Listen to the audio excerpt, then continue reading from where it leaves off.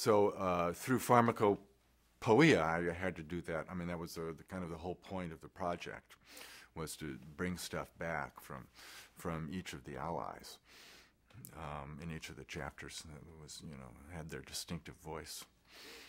Is that difficult to learn as to like how to bring that stuff back, or is that just a matter of just continually trying?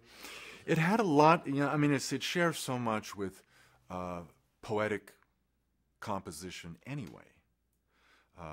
What Robert Graves talks about as the poetic half trance, which he says is different from, and the Hebrews distinguished it as different from full possession, where people would have to write down what you said, because when you come out of the trance, you don't remember. A half trance, where you still have a little power to direct the flow, like you're holding a fire hose and you can still aim at some, and you still have kind of half control on the direction that things will take and the where the words will go. So it you know, it fit right into poetic practice.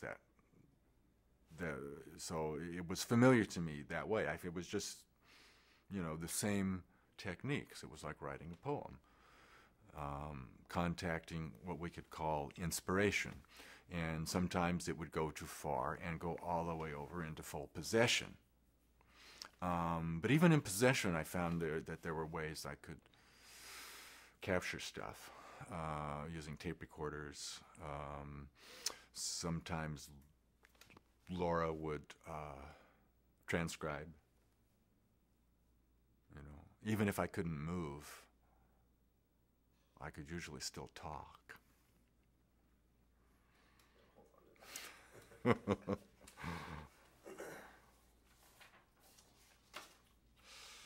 DMT was said to be the one thing that shut up Alan Watts.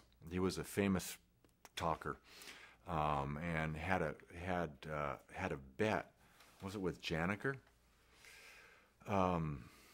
That, you know, there was no drug that could shut him up, and he gets a call. Alan, I have something I want to take up